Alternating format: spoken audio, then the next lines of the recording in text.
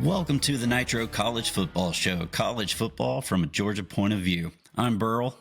And I'm Streit.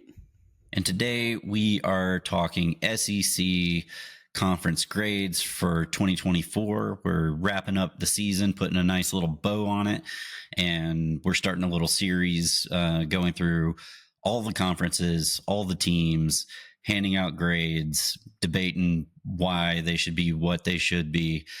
Today we're starting with the SEC. So, Streit, what's going on in the SEC this year? It was a year of change in the SEC. You know, we had some pretty big stories going on. Obviously, first and foremost, the SEC expanded. They added Oklahoma and Texas from the Big 12, bumping the team total up from 14 to 16. Just as many of the other conferences were expanding, the SEC was no exception, adding Texas and Oklahoma.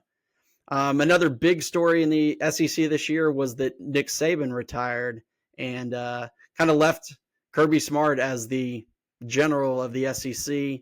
The elder statesman. He's not the longest tenured coach in the SEC. We will get to that later, but certainly the most accomplished coach in the SEC. In the SEC this year, we did have 3 new coaches. Obviously, we talked a little bit about Alabama. Kalen DeBoer took over for Nick Saban. Mike Elko took over at Texas A&M for the fired Jimbo Fisher. And we saw Jeff Lebby take over at Mississippi State. As for the conference awards, the Offensive Player of the Year was Tennessee running back Dylan Sampson. He had a fantastic year running the ball for the Volunteers. Awesome year. He was a beast, just a machine. Yep. The Defensive Player of the Year was Kyle Kennard of South Carolina. Really kind of led that up-and-coming South Carolina defense that not a lot of people expected was going to be as crazy good as it was. The Coach of the Year was Clark Lee of Vanderbilt, leading Vanderbilt to a bowl game this year, a couple of big upsets and a couple other good games. And then the Freshman of the Year was Lenora Sellers of South Carolina. Obviously, down the stretch, that dude was a machine, running the ball, throwing the ball, and looks to be one of the best returning quarterbacks in the country next season. Yeah, that dude is legit. And if he's healthy in that LSU game, it's a completely different season for South Carolina. Yep. So the conference championship game obviously pitted Georgia against Texas. It was a rematch of the regular season, and Georgia was your SEC champion, winning in overtime 22-19. How about them Dogs? How about them Dogs? Following the season, we did have 3 teams make the playoffs, Georgia and Texas, of course, and then Tennessee. All 3 teams ultimately lost in the playoffs, but it was a solid year for the SEC in this first year of the 12-team playoff. Yeah, solid year. You know, the narrative right now is the SEC had a down year, which I think is fair. You know, and you look at the bowl games and the record coming out of that. You know, SEC took some losses, and the northern teams picked up some victories. So I think it's a fair assessment that the SEC had a down year. Will it stay down? Probably not. Time will tell. Time will tell. You know, we'll see what happens with all the NIL and the transfer portal stuff. Hopefully, there's some reform coming around the corner there. But awesome year for the SEC. 3 teams in the playoff. I mean, a lot of conferences would love that. For sure. All right, so we are going to dive into our conference team grades. But before we do that, just want to thank you so much for spending your time with us today. If you could, hit that like button on this video. It helps the algorithm with this whole engagement thing and really helps us out in getting more views, more subscribers. And if you haven't already, hit that subscribe button, hit the notify bell, and share it with your friends. It really helps the show grow. Yeah, and if you're listening to us in the audio realm via Apple Podcasts or Spotify, please write us a review and like the show. Once again, that really does help us. Thank you much. Okay, so the order that we're going to do all this stuff is it's going to be how the teams finished in their conference. So for the SEC, Georgia obviously won the SEC championship. So lucky enough, good for us. We get to start with Georgia. So Georgia came into this season coming out of 2023 with a 13-1 record. This year, not as good record-wise, finished 11-3. Coached by Coach Kirby Smart for his 9th season, and had a final ranking of number 6 across the AP and coaches poll. So what are some thoughts you have, Streit? Well, the early thought is that this is probably the worst Georgia team that we've seen in the last few years. Under Kirby Smart, Georgia has been a solid playoff contender year in, year out. And while they did win the SEC this year, which is a great accomplishment in and of itself, they just weren't that level. You could call it elite like they've been in recent years. It was just uncharacteristic. They struggled on the offensive line. They certainly struggled running the ball this year, which was a major issue that you haven't seen. And they just struggled with things like drops and penalties. They also had a lot of injuries too, keeping people healthy throughout the year. There were some definite highlights this season, though. Georgia had one of the toughest schedules in the country. They obviously went on the road and beat Texas at Austin.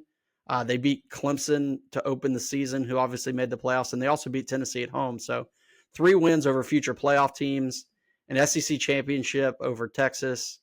But, of course, they fell in the playoffs to Notre Dame. After the injury to Carson Beck, it was just a little too much for them to overcome. Yeah. It was a challenging season for sure. Still a great year for Georgia. We did see a lot of uncharacteristic things that we haven't seen over the past couple seasons, like you mentioned, lack of a running game. But yeah, and then all the drops at wide receiver. That was an area where Georgia led the nation. So hey, number 1 in a stat there. And the offensive line, it had its troubles. We did see a lot of shuffling going on the offensive line. There were some injuries, but even when everybody was there still wasn't any type of push to help the running game, or it was just a really weak offensive line performance that we haven't really seen at Georgia in quite some time. Yeah, I mean, I think offensive line injuries combined with running back injuries kind of was a perfect storm for the issues that Georgia had in the running game. Tate Ratledge missed a number of games. Ernest Green played throughout the season, but was clearly not healthy. And then, at the running back position, ETN missed a few games. Roderick Robinson and Branson Robinson both missed almost the entire season. So that left a lot on Nathan Frazier as a true freshman to come in there. And by all accounts, Nathan Frazier had a fantastic year, but that's a lot to ask of a true freshman coming in. And it just made for a lack of ability to kind of move the ball and control the clock. And it led Georgia to rely a lot on the passing game, but then with inconsistent pass catchers, drops, and other things, and Carson Beck going through a touch in the middle of the season where he threw a lot of interceptions, it just wasn't the same. Georgia went from, one of the most high-powered, best-scoring offenses to one that really struggled a lot this year. Yeah, it was a Jekyll and Hyde type deal for the offense. They were either really, really good, scoring a lot of points, or really, really bad, throwing lots of picks and turning the ball over. And that was pretty much how the whole season went, even all the way to the final game against Notre Dame. Yeah. I mean, even if you look at that Alabama game early in the season, that might have been a true microcosm of the season as a whole. Absolutely. Poor tackling, giving up long plays early, giving up this big, huge lead, but then having the firepower to come back and to clamp down on defense, but then ultimately losing at the end. I think that game showed the cracks in Georgia, and it also showed the strength in Georgia. And at the end of the day, this was a good team, good enough to win the SEC, but just not good enough to be a national title contender that a lot of people expected them to be when they named them number 1 preseason. Yeah, I think, Georgia really had some struggles in their number 2 corner position this past year. You saw that in the Alabama game. So that was also I think a big piece of the puzzle there. But overall, great season. You win the SEC, you make the playoff. A lot of teams would love to be in that position. You're in the dance, you have a seat at the table, and you have a chance to go win a national championship. And Georgia just fell short against Notre Dame. Yep. So, Burl, what would you grade Georgia for this season? Okay, so I'm doing my grading based off of how the teams actually finished in comparison to the expectations. So, for example, with Georgia, their expectation is be in the national championship, win the national championship. So that obviously didn't happen. So for my grade, I'm going to give Georgia a B minus because they did win their conference. They did make the playoff, but they didn't advance. They didn't go to the national championship, obviously didn't win it. So winning the Natty, that's an A for me. Anything below that is not winning the Natty at certain levels. Okay. So for my grade, I based it on expectations and how the season turned out. Georgia was expected to be a national title contender and had been in contention for the last few years. They were a preseason favorite. They did manage to win their conference. They were the number 2 seed into the playoffs. So, by that, it was very successful. However, losing to a lower rated team in the playoffs and not advancing at least to the semifinals is disappointing. So for me, I gave Georgia a grade of a B for the 2024 season. All right. So we have to settle this. What is going to be the Nitro Show final grade? So if I'm at a B minus, you're at a B. I think the SEC championship is kind of the dividing line there. It's hard to say that a team wins the SEC championship and at least doesn't earn a B in my book. Any conference champion, it would be hard to say that. Winning your conference, despite it not being as important as it used to be, is still a big accomplishment. And especially in this day and age of expanded playoffs and the schedule that Georgia faced, to me, I think they at least deserve to be for this season. So up next, we have the Texas Longhorns. Texas was coming off a record of 12-2 in the 2023 season, a season that ended in the semifinals of the college football playoff. They were also the Big 12 champion last year. Moving over to the SEC this year, they finished with a record of 12-3. They lost to Georgia in the SEC championship game, but did advance to the playoffs and ultimately lost in the semifinals to eventual champ Ohio State. The coach of Texas this year was Steve Sarkisian in his 4th season, and Texas finished with a ranking of 4 in the AP poll and 3rd in the coaches poll. So, Burl, what do you think about the Texas Longhorns in 2024? I thought that they finished not meeting expectations. They were picked by a lot of places to be national champions this year. So for them, it was really national championship or bust. And they were given all of the help in the world that they could possibly get. They got one of the easiest schedules in the SEC. The only hard team that they had to play was Georgia and lost twice. And, not winning the conference. It was good that they were able to make the playoff because they still had a strong resume. I mean, they won the games that they needed to win, the rest of the year. It was just not winning the national championship, not even making it to the national championship. That's got to be a disappointment for the Texas Longhorns with all the expectations that they had coming in. Yeah. I'm going to take it a little bit in a different direction. I think this was actually a very successful season for Texas. Despite them coming off of a playoff appearance last year, they were moving to a new conference, and nobody knew exactly how Texas and Oklahoma were going to fit into the SEC. We knew that Texas was kind of built like an SEC school. Obviously, Sarkisian had experience at Alabama and had great recruiting classes and built up a good team. But they did lose in the playoff last year, and you didn't know. Oklahoma came in and obviously did not have the same success. They got off to a hot start. They the first half of the season, they were beating people pretty bad. They had one of the best defenses in the country all season long. But when they hit that Georgia game, Georgia kind of exposed some of their issues. And they did come up short against the best teams they played, which was playing Georgia twice and Ohio State. But there's not a lot of other teams in the country that could beat those teams clearly either. This was a second straight playoff appearance for them, which, where they were 6-7 years ago has come a long way. And they've got a bright future. Arch Manning looks like the future of the program. To me, I think this was a successful year. They still made the conference championship and they lost in overtime.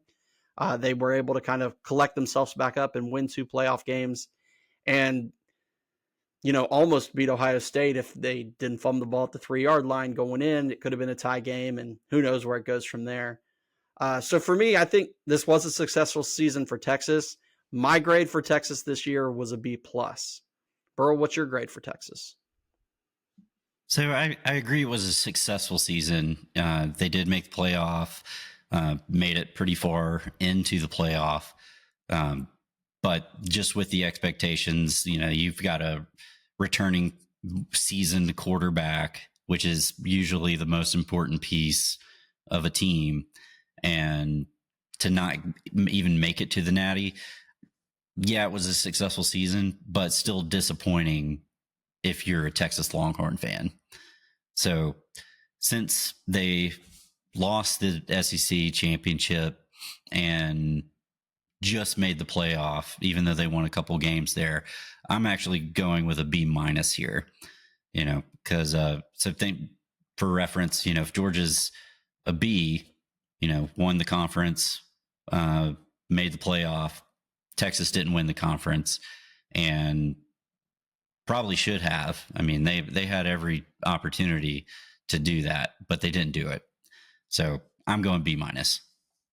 All right. So if I'm at a B+ and you're at a B-, I think we just call it an average and say we're going to go with the Nitro Show grade for Texas as a B. Sounds good to me. All right. So coming in at number 3 in the SEC, we've got the University of Tennessee up on Rocky Top. They came into the season with a 2023 record of 9-4, improved that, went up to 10-3. They're coached by Josh Heupel in his 4th season. They have a final ranking, 9 in the AP, 8 in the coaches poll. Overall, it was a strong season. They made the playoff, had a first class tier 1 running back that won some awards and was a really big part of that team's identity this year. And just, it was, they got a good win over Bama. So I think for Tennessee, they had a good year for them. They're probably still disappointed that they didn't beat Georgia, but they did make the playoff. They had their chance, and they went about as far as I think they could have been expected to go. Yeah, I think this year for Tennessee, I think if from their perspective, this year was surprising to them. And not necessarily surprising because they were, they had a solid team or they were able to make the playoff, but surprising in how they did it. Tennessee under Josh Heupel has been this team that's known as this high-powered offense that scores fast and puts up these big numbers with quick pass game. That was not the Tennessee that we saw in 2024. This was a play defense and grind it out team that was really, totally revolved around Dylan Sampson on the offensive side of the ball. And that's what they were. They were a solid defense, but they had another big win over Alabama. So once again, they rushed their field again after beating Alabama, but then they came up short when they played Georgia. And then when they did still make the playoff, but they ran into a buzzsaw that was Ohio State just starting to heat up. And they brought their fans up there, which was impressive. And but they didn't stand a chance when Ohio State got hot. So Tennessee had some weaknesses this year, and it was different than just what they've been in recent years. And so for me, once again, Tennessee's another school that the expectations might not have been as high as Georgia and Texas, but they still were high. They had aspirations to make the playoffs, which they did. And so for me, I give Tennessee a grade of a B+. Yeah, I went with a B-. Not winning the conference. They got absolutely destroyed in the first round of the playoff. They did have that good win over Bama, but then, some, questionable losses. I mean, against Arkansas, that didn't make any sense for a team that actually made the playoff. So for me, it's a B-, especially after, the beginning of the season, all the hype around Nico and everybody just wanting to give him the Heisman. But then, like you said, it didn't turn out. Their offense didn't turn out to be that pass-happy, hypeful offense that we're used to. So B-, final answer. So once again, we've got a situation. I went B+, you went B-. So I say we average that together. And our Tennessee grade for 2024 is a B. But, I mean, did they have as good a season as Texas and Georgia? But remember, Tennessee's expectations were different than Texas and Georgia. Texas and Georgia have both been teams that have been in the 4-team playoff. Tennessee never made the 4-team playoff. Tennessee has not won a conference championship in recent years. Texas was a conference champion last year. Georgia was a conference champion 2 years ago and a national champion 2 years ago. So the expectation level of a Tennessee is different than the expectation level of a Texas or a Georgia. To me, as a Tennessee fan, I would be very satisfied to the fact that we did make the playoff. They've never made the playoff before under any circumstances. This was their first shot to kind of be in the national conversation at the end of the season, arguably since 1998. So for me, Tennessee, I think, lived up to its expectations. They didn't win at all, and they didn't go far in the playoff, but they still made it. Yeah, it's just that they got destroyed at the end. Like, it wasn't even a fight. But that was the Ohio State team that won the national championship. Still. Compared to, all right, then take Texas. They could have won had they not called the dumbest play of all time against Ohio State. But they didn't. Once again, that's Texas. That's not Tennessee. That's Texas. Texas's expectations were different. They were in the semifinals last year. They were a conference champion last year. Tennessee wasn't. Tennessee was worse last year than they had been the year before that. I'll meet you in the middle, but I don't like it. All right. I don't think it's good. Not as good of a season as Texas and Georgia. Maybe not as good a season as Texas and Georgia, but once again, you can't grade Tennessee the same way that you grade Georgia and Texas because they don't have the same resumes. Up next, we've got the Alabama Crimson Tide. Alabama was 12-2 last year, SEC champion, lost in the semifinals to Michigan, and lost their coach. More importantly, Nick Saban retired after the season. So you had Kalen DeBoer taking over his first season at Alabama. Alabama went 9-4 this season. Not close to the norm that we've seen in recent years. They finished number 17 in the rankings, and I think we talked about this in the rankings recap last episode. It was the first time that they'd finished outside of the top 10 in years. So overall, I would say that this season is definitely a disappointment for Alabama. It's just a bad first year for them and a bad impression for DeBoer. He was the coach at Washington last year, and Washington made it to the national championship.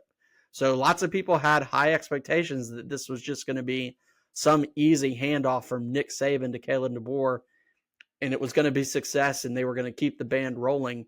But it really wasn't that. This Alabama team looked a little bit different than Alabama teams you've seen under Saban. Just a little bit more undisciplined, just not quite as consistent. And I think that started in the Georgia game, a game which they won. They got out to this big lead, and then they let Georgia come back, and ultimately they took the lead. And Alabama was able to win because they had fantastic players make fantastic plays. But they beat Georgia, and people were calling them the greatest team in the country again. And then they turned around and they lost to Vanderbilt. And all of a sudden, people kind of saw that, hey, maybe this wasn't a Nick Saban team. This Alabama team was very, very reliant on quarterback Jalen Milroe, to the point where one of the strengths of Alabama had always been a balanced rushing attack. And this year, Jalen Milroe was their leading rusher. Justice Haynes didn't really get things going, and he transferred out, and they just didn't have that strong rushing attack. And Milroe made more mistakes than he'd made in past games. Alabama still had a good shot to make the playoffs ultimately, but then they choked when they went to Oklahoma and got absolutely stomped. And then they lost to Michigan in their bowl game, which, yes, you can say bowl games might not mean as much. And Michigan was really fired up coming off the win Ohio State, but I still don't think that they should have lost that game. They were a heavy favorite in that game. I think Alabama lost 3 games this year, and in all 3 games, they were favored by like 17 points or more. So just an overall disappointing season for the Crimson Tide in their first year under Kalen DeBoer. For me, I gave Alabama a grade of a C. Burl, how about you? Okay, so if I was giving Alabama their annual review, and I have to select, their rating, I'm going to have to go with not meeting expectations. So they're not going to get a raise this year. They're not going to get a promotion. Pretty crappy year, all things considered. You have the third most talented roster in all of college football. Third most talented roster in all of college football. Actually, no, it's the second most talented. Now that I think about it, is you had Ohio State was number 1, Bama, then Georgia. That was your top 3 in the Bud Elliott blue chip ratio thing. And you would think you've got a coach coming in who just played in the national championship, so he might know a thing or two about coaching football teams. But we did not see the same type of discipline and the standard that Alabama usually has. We saw players acting a fool on the field in multiple games. We saw a lot of mistakes that you normally wouldn't see in a Nick Saban team. The defense wasn't nearly as crisp as it's usually been, and they end up having some really bad losses down the stretch. I mean, that loss to Oklahoma, that's got to go down as one of the worst of all time. And Vandy, they lost to freaking Vandy. Granted, Vandy better this year. They're still Vandy. Doesn't matter. I don't care how good they get. They're still Vandy. They're Vandy to me, damn it. But yeah, they did not meet the Bama standard, missed the playoff. They did get that great win over Georgia. But yeah, had some really bad losses there. 9-4. They were kind of on the cusp of making the playoff. They were essentially the first out. So we're actually reversing roles here. I actually gave them a C+. Okay. So Burl gives Alabama a C+. I gave them a C. In this case, I'm willing to come up with a C+ for you because of that point that they did almost make the playoff in a first year under a new head coach. So maybe that bumps it up. But don't tell the people on Feinbaum because they think that Alabama got an F. Of course. Yeah. I mean, God, what a weird year for Bama. Like, how do you drop off the 4 losses? That's wild. Yeah, but I mean, if you think about it, look across the country. Everybody had losses this year in the regular season except for Oregon. I mean, Georgia had 3 losses. Your national champion had 2 losses in the regular season. So it was a little bit different of a year. I mean, obviously the changing of the playoff and how people value things has obviously changed a lot in terms of who wins and loses games. Yeah, it's just it was a season of change, as I mentioned before. Yep. Yep. Yeah. We definitely wouldn't have seen Nick Saban losing to Oklahoma. At least not in the fashion that they did. Oh yeah, it was brutal. So speaking of Nick Saban and his former team, let's jump to LSU. So they came off of the 2023 season, 10-3 record, and this year actually did a little worse. So they ended up at 9-4 as well, coached by Brian Kelly in his third season, and they did not finish ranked. And I don't know how long it's been since that's happened, but not a good year for the Tigers. Actually, not that long, because they didn't finish ranked for a couple years when Ogeron got fired after they won the national title. But yeah, I mean, this year for LSU, it was a disappointment, to say the least. They expected to be this great offense with Garrett Nussmeier at quarterback finally taking over after Jaden Daniels went off to the NFL. And partly Nussmeier was successful. He still threw for 4,000 yards this year, but he had a propensity to throw a lot of interceptions. And LSU really struggled to find consistency in the running game this year, which, you combine no running game, lots of interceptions, mistakes, and things like that. And their defense just was not up to typical LSU standard. And I think the best way you can describe them this year was just inconsistent. Started in the opening game of the season, losing to USC, who ultimately was not a very good team for USC standards, but just a lot of injuries. Harold Perkins got hurt and missed a lot of the season.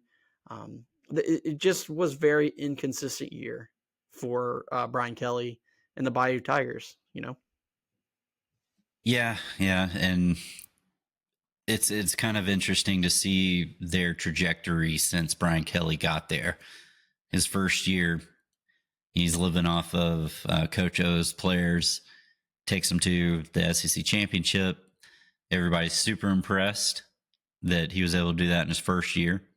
And he just hasn't been able to achieve that same level of success in his last 2 years. He's progressively getting worse. Yep, a little bit worse each season. And that's despite having great quarterback play, which usually is a marker of a good, solid team. I mean, you had the Heisman Trophy winner last year, and you had Nussmeier this year put up a big season, but inconsistency will kill you in the SEC. Oh yeah, and he said he couldn't. You couldn't win a national title at Notre Dame. He said that. That's what he said. Granted, they didn't win. They could have. They made it. Who didn't? LSU.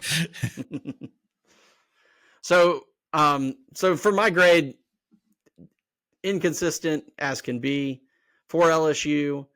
Obviously, they did lose a Heisman Trophy winning quarterback, so you expect to take a little step back, even though Garrett Nussmeier certainly was seen as the next heir apparent.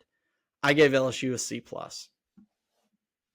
Yeah, I had really high expectations for Nussmeier because I just remember him coming in the SEC championship game against Georgia in Kelly's first year, and he just lit it up. Like, you could just tell this dude had arm talent like crazy.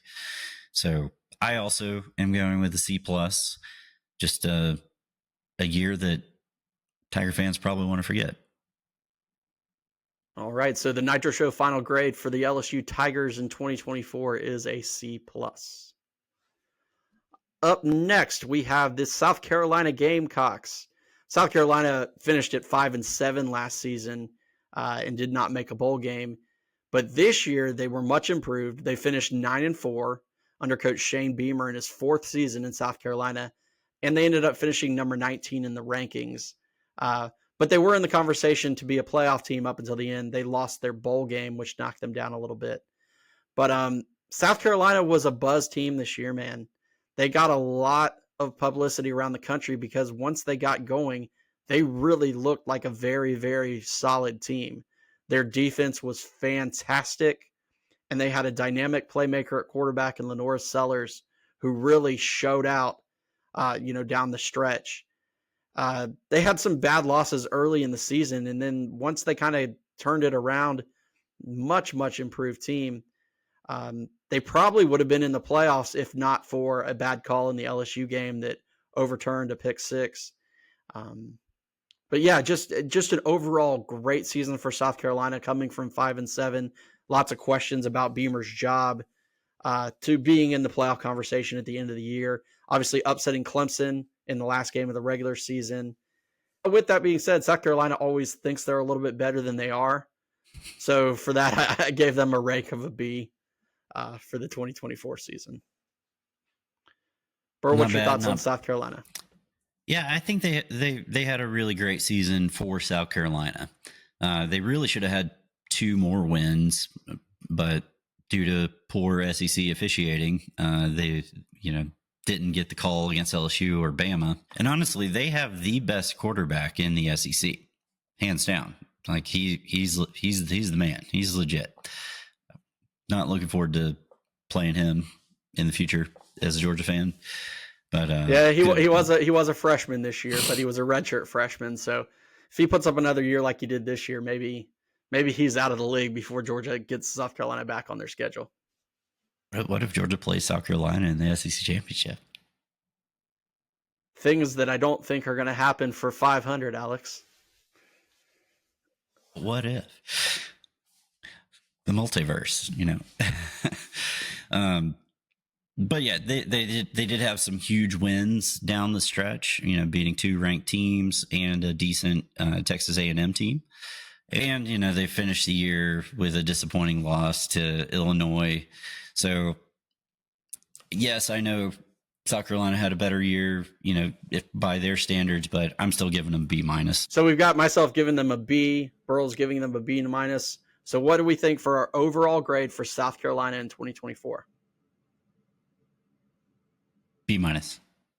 Okay.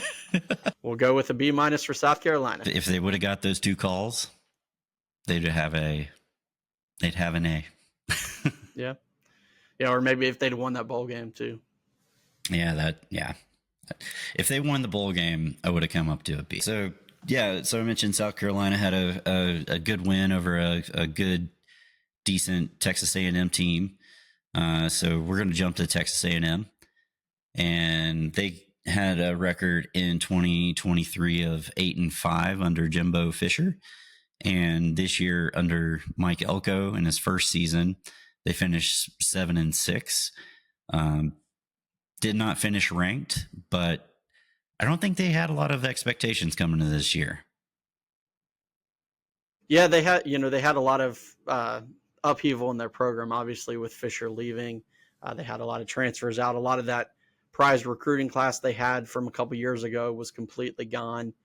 And they had a tough schedule. They started off the year with Notre Dame and they closed the year with Texas. So that just says a little bit about what they had to face. But they were still in a position. They were playing pretty well midway through the season and were in position to potentially play in the SEC championship game.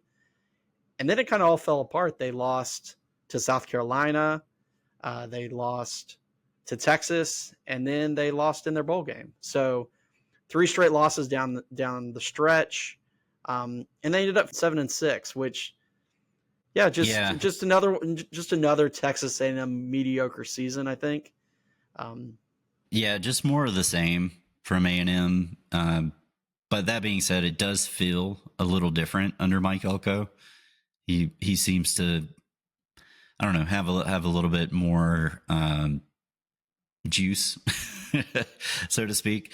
And I don't know, it feels like, moving forward, they're going to start doing a little better. I would expect them next season to maybe win 8 games, maybe 9 games. Yeah, I mean, I think if this was another Jimbo Fisher season, this season would have been viewed worse than it is.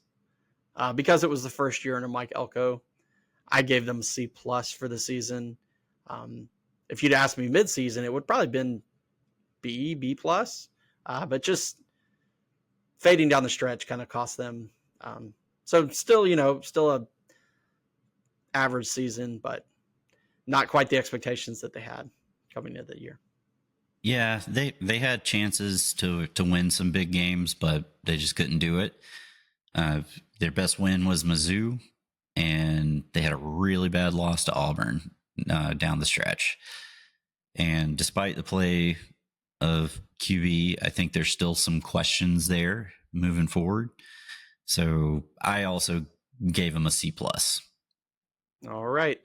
So Texas A&M for 2024, we give them a grade of C plus. Up next, we have the Ole Miss Rebels. Ole Miss coming off an 11-2 season in 2023 with very high expectations and a very high payroll. Lane Kiffin in his 5th season in Oxford, they made no bones about what their goals were this season. Their number one goal was to beat Georgia. They talked about this a lot in the week coming up and after the Georgia game, that they specifically looked at the film when they went to Athens in 2023 and Georgia put 50 on them and said, we need to develop and build a team to beat the Georgia Bulldogs. And that they were successful. They beat Georgia pretty good at home. Combination of, probably we joked about it, the best defensive line that money could buy. Just all kinds of transfers all over the field for Lane Kiffin. And at times they looked great. They looked like world beaters, but other times they totally looked hapless. Like when they lost to Kentucky or when they went out and lost to Florida after beating Georgia. The inability to put the talent level that they had on the field every week cost them a spot in the playoff. The 3 losses they had were only by 13 points, but if you lose 3 games and and those are games that you were favored to win for the most part, you're not going to live up to your expectations. Yeah, the more I think about it, the more I think that it's a Lane Kiffin problem, because they obviously have the talent on the team this year. Past 2 years, I mean, they've had great records the past 2 years, but you have to sustain and take care of the teams that you're supposed to beat. We saw Alabama not do that. Ole Miss definitely didn't do that against Florida. And if they win that game against Florida, they're in the playoff. Right. Easy. If they won that game against Florida, they'd have been in the SEC championship game instead of Georgia. So it might have been a totally different story. They would have played Texas, and if they'd have beaten Texas, potentially we have a much different looking playoff situation. Yeah, just a weird season for Ole Miss, because they go and beat Georgia, dominated, just complete butt whooping. But then you lose to Kentucky, you lose to Florida. Does not compute. Not at all. It does not compute. So for me, it was a good year for Ole Miss by Ole Miss standards, but still very disappointing given the amount of talent that they brought in, the way that they've played the past couple of years. So I went with a C plus. Yeah, I went with a B for Ole Miss. Like I said, they had a big goal this year. That goal was to beat Georgia, and they accomplished it. But they were very, very inconsistent, and they ultimately didn't make the playoff. So, like I said, to me, Ole Miss doesn't have the history or the expectations in recent history. So, to me, I would give them a B for this year. Full B? A full B. Ooh, I don't know. I could like go I said, up to a B minus. They lost 3 games by 13 points, by a total of 13 points, including an overtime game and a close loss at Kentucky. And granted, yes, it was Kentucky. It was a bad loss, but they lost in overtime to LSU, and they lost by a touchdown to Florida late in the season when they had a chance to come back. Yeah, they lost to an LSU team that got absolutely dump trucked by Texas A&M. True, they did. Yeah, I just think it's a very disappointing season for them. I know traditionally they don't have the same expectations, but I think this year they did have the expectations. I find it hard to. I'll go down to a B minus, but I can't go any lower than that. I can't. When you set out a goal to beat Georgia after they put 50 on you and you beat them and you beat them bad and you still win 10 games and you finish number 11 in the AP poll at a program like Ole Miss, I'm willing to come down to a B minus. All right, so official grade of the Ole Miss Rebels for the year 2024 season, B minus. All right. So up next, we have the Missouri Tigers. Missouri closed out the 2023 season very hot. They finished 11-2. They beat Ohio State in their bowl game last year. So they came into this season in their 5th season under Eli Drinkwitz with high expectations and a weak schedule to boot. So lots of people had Missouri as an early pick to make the playoffs simply because they were coming off a great year and they had an easy schedule. They went 10-3 this year, and all 3 of those losses were against ranked SEC opponents. But their best win on the season was against Iowa. They didn't really have anything of note outside of that. Their schedule was so weak, and they lost to everybody that was on their schedule that was good, that it just seems hard to live up to what they had last season. They were expected to be this high-powered offense with a returning quarterback in Brady Cook and one of the best receiving combinations in the country with Theo Weiss and Luther Burden. And Weiss and Burden both had decent seasons. They both had 60 catches, but their offense, frankly, couldn't throw touchdown passes. Brady Cook had 14 touchdown passes on the season. Wow. And granted, and I think Weiss and Burden were responsible for 10 of those. But still, a quarterback coming back with the expectations that they had, 14 touchdown passes is just a really low number as a team. And they didn't have Schrader back there running the ball this year. So yeah, I was about to say it seems like they missed Schrader. Yeah, more than anything. So for me, this was a disappointing season for Missouri just based on their expectations of what they had coming in. I went with a B. They're still Missouri. They still won 10 games in the SEC. Still a good season for their program. Still a lot to build on, but not what they had hoped for in Columbia. Yeah, I ended up going with a C plus just because they did have some pretty high expectations coming into the year. You know, coming off a bowl victory over Ohio State, and all the returning players, great, you know, schedule like you're saying, but then basically just losing to all the ranked teams that they played. You know, so just super disappointing on their end. You would have expected them to be competing for an SEC championship at least, but was not to beat. So I was at a B, you were at a C plus. We meet in the middle. Sounds good. B minus. So Missouri gets a B minus for the 2024 season. Miz is mid. Going down south of us, at least, to the Sunshine State of Florida. Talk about those Florida Gators. In 2023, they had a record of 5-7, and were much improved in 2024. Had an 8-5 record. Billy Napier is in his 3rd season as head coach there. Started out really, really rough, but finished very strong, even though, you know, still finished unranked. But great coaching job by Billy Napier. People were ready to run him out of the building after the 2nd game of the season. And a lot of us thought, myself included, that he wasn't going to make it the next week, that they were going to pull the trigger that quickly. But to Florida's credit, they didn't do it. They were smart.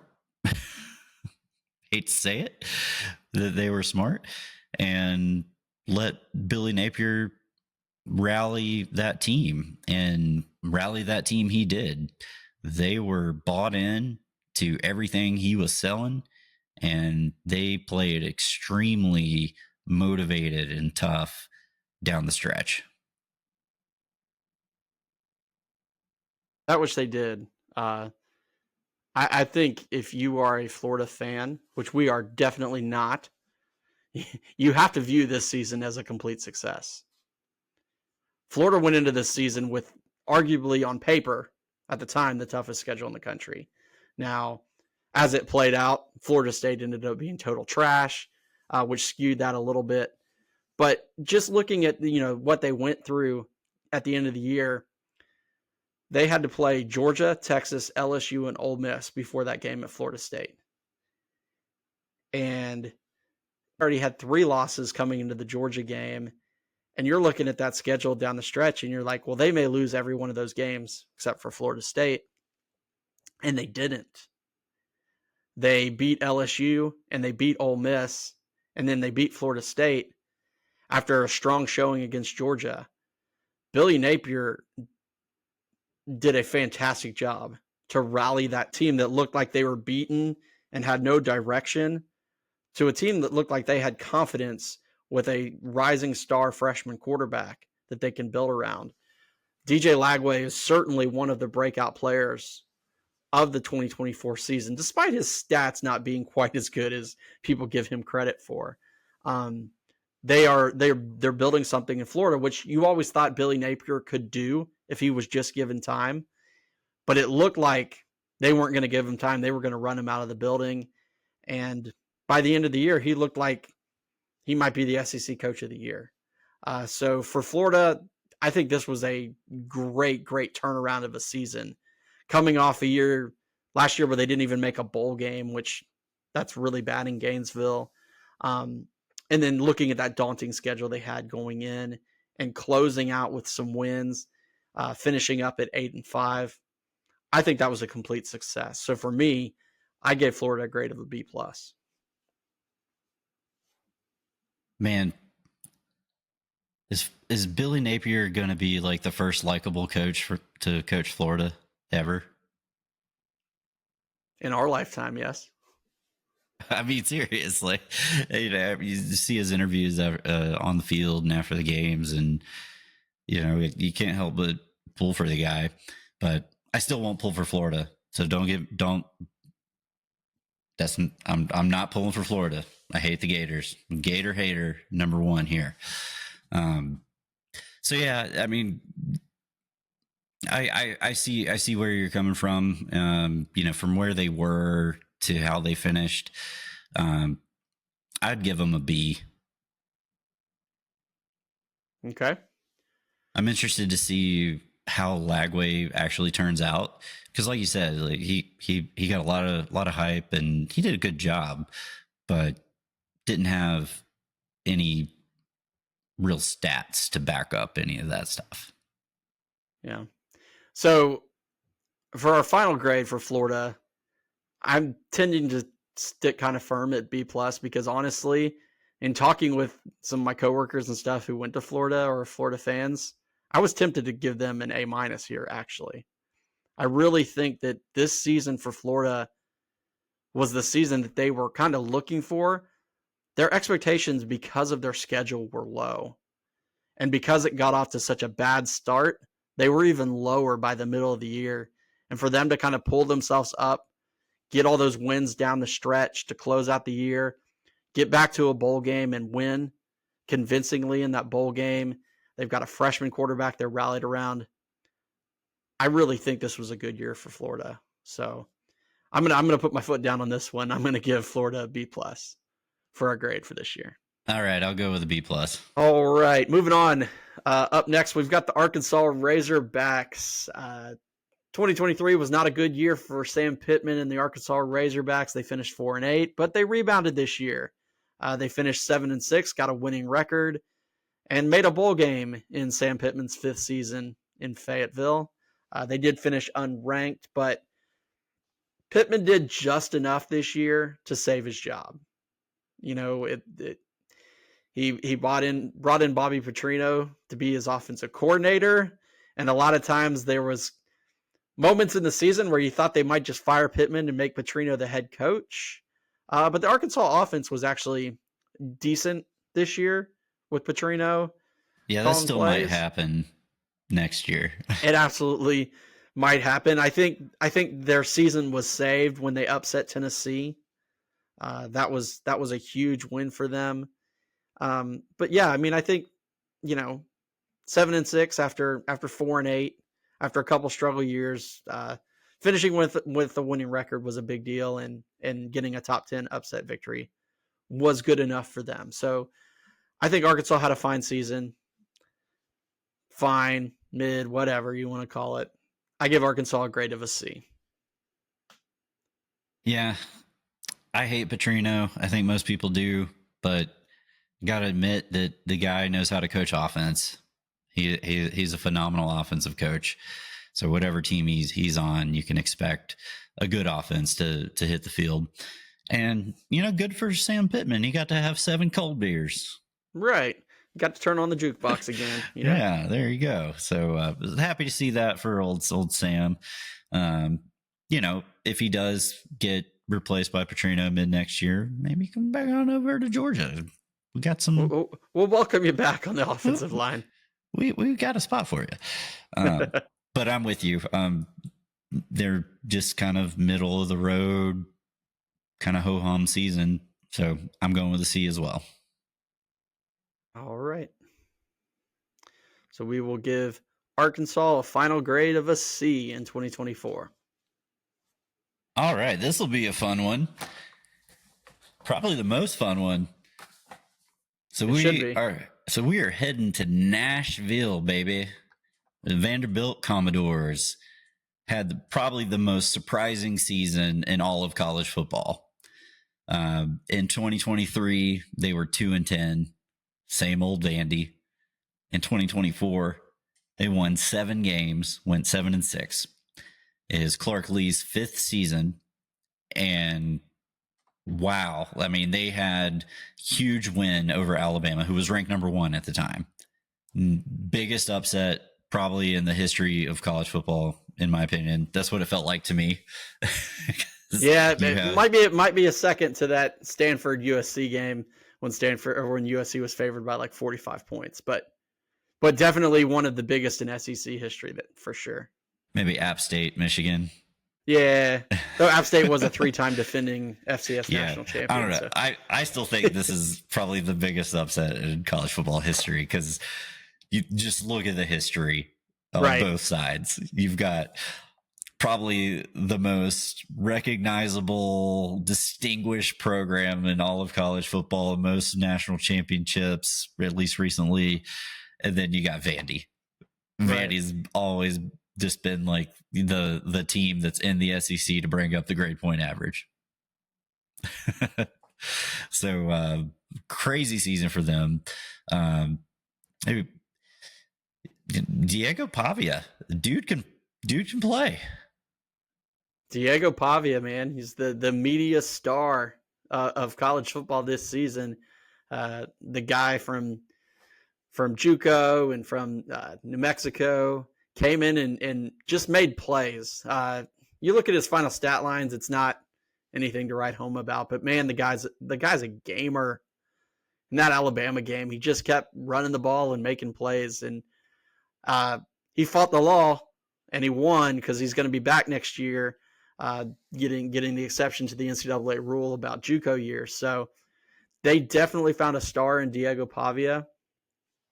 Clark Lee was named SEC Coach of the Year, which is fantastic for Vanderbilt.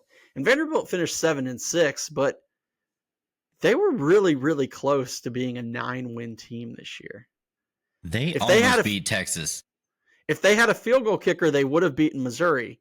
If they didn't have a decent field goal kicker, and they lost in double overtime by 3 points to Missouri, and then they lost by 3 points to Texas. lost a competitive game against Tennessee at the end of the season. They lost by 7 points to LSU. So they had a really tough schedule, and they still managed to go 7-6. They went 6-6 in the regular season, and then they beat a pretty solid Georgia Tech team who was coming in with a lot of confidence in their bowl game. And these were two teams that were very motivated to play in that bowl game. They didn't have guys sitting out. Everybody was there for the most part. Singleton wasn't there for Georgia Tech, but outside of that, those were two teams that really wanted that game. And was, Vanderbilt put it on Tech. They beat them down. So for me, Vanderbilt, just based on historical expectations, the fact that, Vanderbilt very rarely makes a bowl game, let alone beats the number one team in the country and has the SEC Coach of the Year and is this close to winning 9 games. So for me, Vanderbilt is the best graded school in the SEC this year. I gave Vanderbilt a grade of an A- because to me, they had the most successful season based on their expectations, probably in the whole conference. Yeah, I agree with you on that. Expectation-wise, definitely there. Real world-wise, I would say C-, but everything that you said, they've got a star in Diego Pavia, Coach of the Year, huge upset wins, and for a while there, they were Texas's best win, which was wild. Pretty much until they got to the playoff. Yeah. And then icing on the cake, beating Georgia Tech, close out the year. So I'm going to give them a B+. Okay.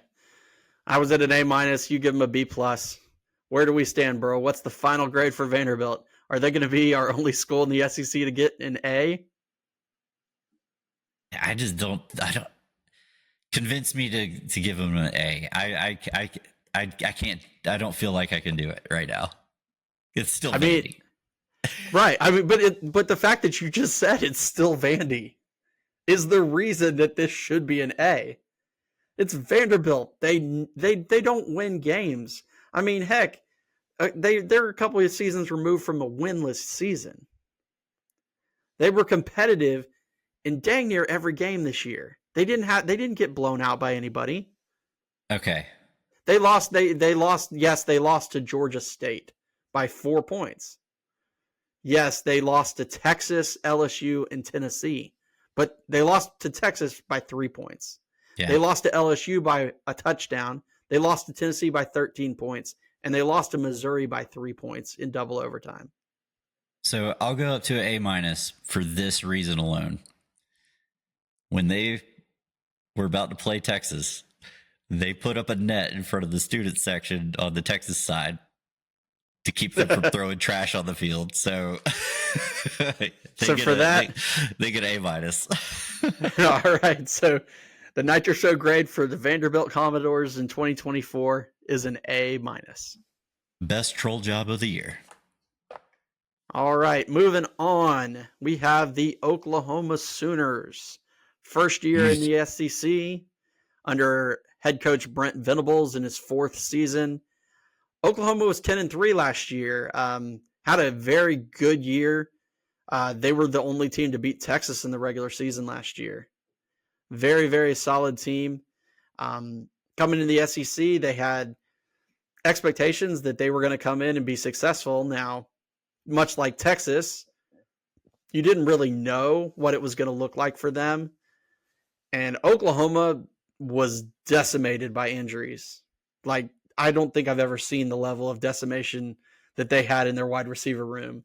Oklahoma went 6-7 this year, so they were able to make a bowl game. But they, at one point, they were playing, I think when they were playing Auburn, I think they were without their top 5 wide receivers on their depth chart.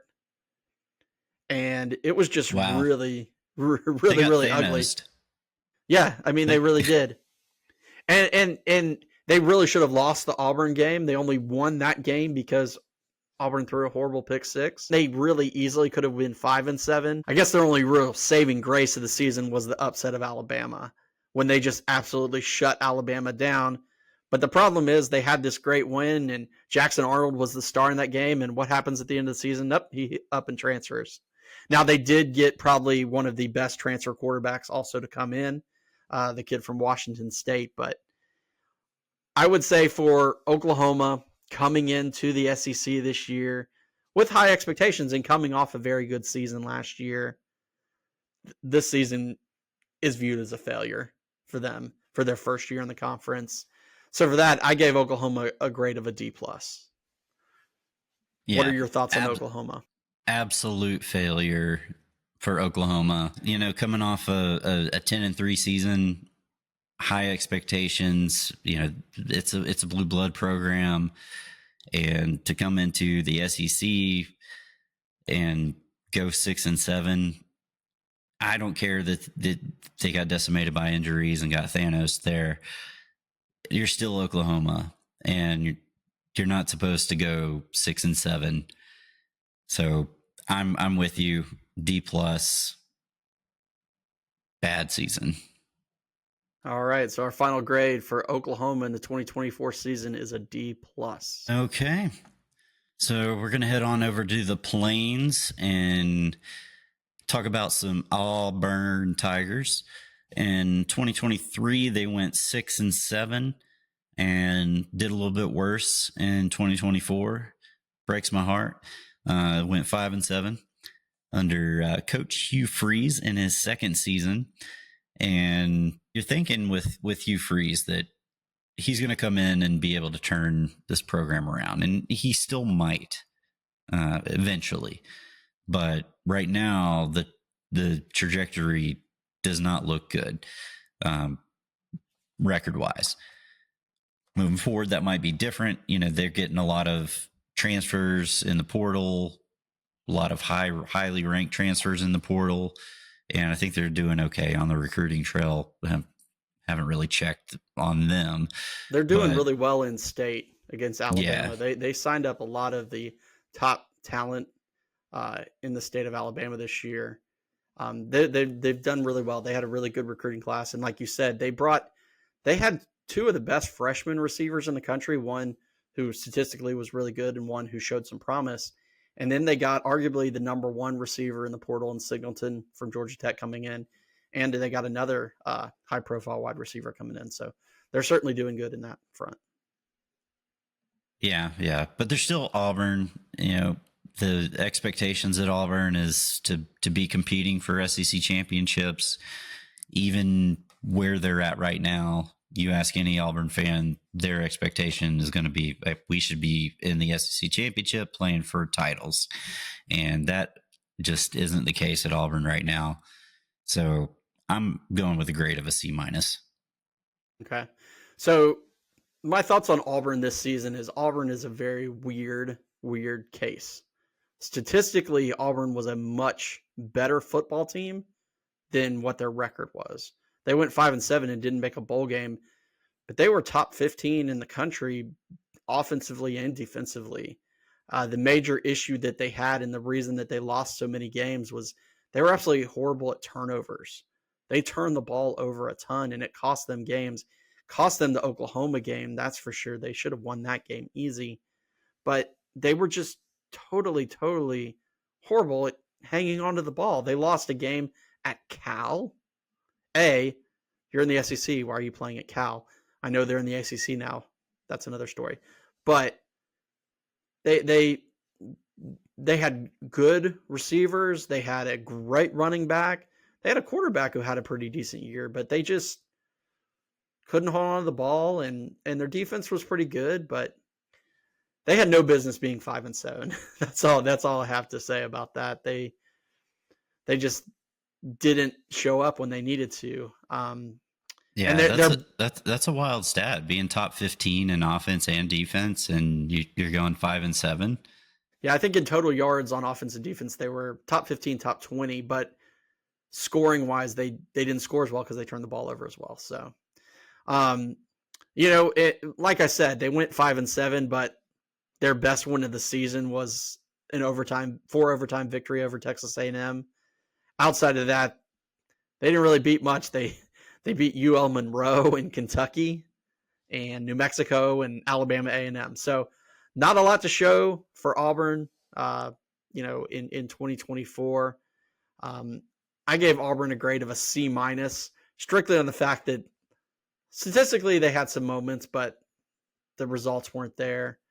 What did you have, bro? Well, it was C minus. All right, so it sounds like we have a consensus there. The Nitro Show grade for the Auburn Tigers in 2024 is a C minus. Moving on from Auburn, we have Kentucky. The Kentucky Wildcats, who were 7-6 in 2023.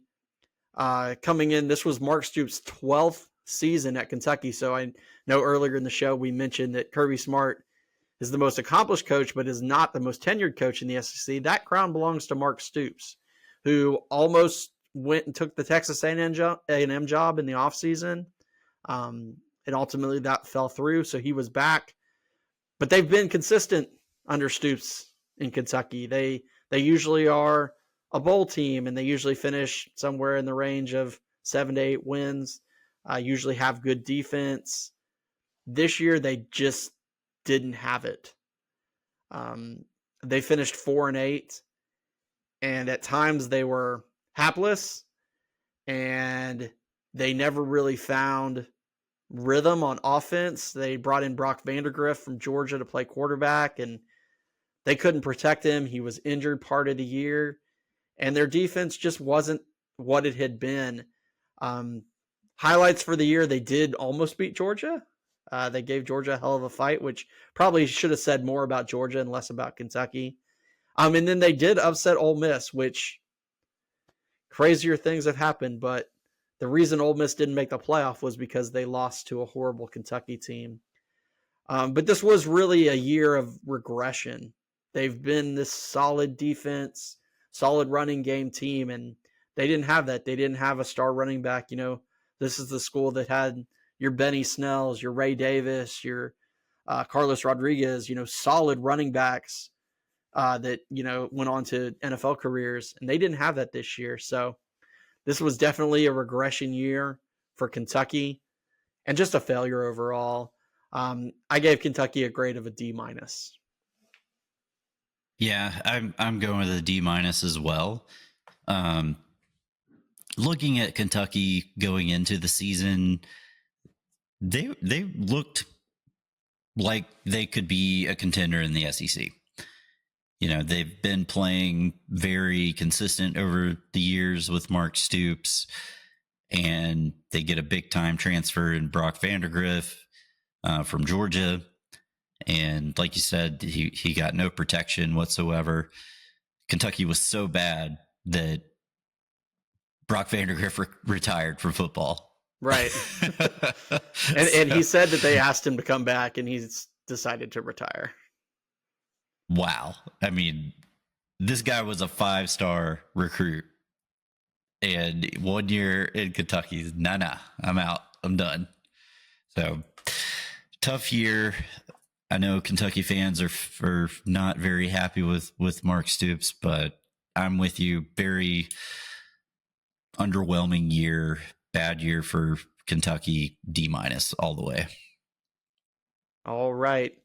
And our last school in the SEC, bringing up the rear, is the Mississippi State Bulldogs, who in 2023 went 5-7 and hired a new coach for the 2024 season. Jeff Lebby came in. His first season, with Mississippi State, they went 2-10, and this was just straight up a tough season for a new head coach. At the end of the day, you're an SEC school, and it doesn't matter what obstacles you face in conference. At the end of the day, you can't lose to Toledo. And that's what they did. Mississippi State lost a game to Toledo. They showed a little bit of promise. They had some fight. They came to Athens, and they played well against Georgia. Michael Van Buren, their quarterback, looked good, but you know what? He transferred after the season was over, so he must not have thought it was going too well there either. But not a lot to say about Mississippi State. Just a bad year overall for them in Starkville. To me, this was the worst team in the SEC and maybe one of the worst teams in all of D1. I gave Mississippi State an F. Yeah, just a brutal year for Mississippi State. I almost feel bad for them. You know, because I know a couple of people that went to Mississippi State and they love it there, and it's just to go from 5-7 to 2-10. I know it's a coach's first year, but like you said, you can't lose to Toledo. Like you should at least be able to win 5 games because you get a few cupcakes. So take care of that business. And just to add insult to injury, Van Buren looked like he could play, and now he's going to hit the portal. Wow, I feel bad for Mississippi State, but they earned that F this year. They worked hard for that. Yes, sir. So final grade for Mississippi State is an F. And that will wrap up our grades for the SEC in the 2024 season. We will be back next week as we turn our heads towards the Big Ten Conference. Until then, I'm Streit. I'm Burl. And this has been the Nitro Show. Take it easy and go Dogs. Go Dogs.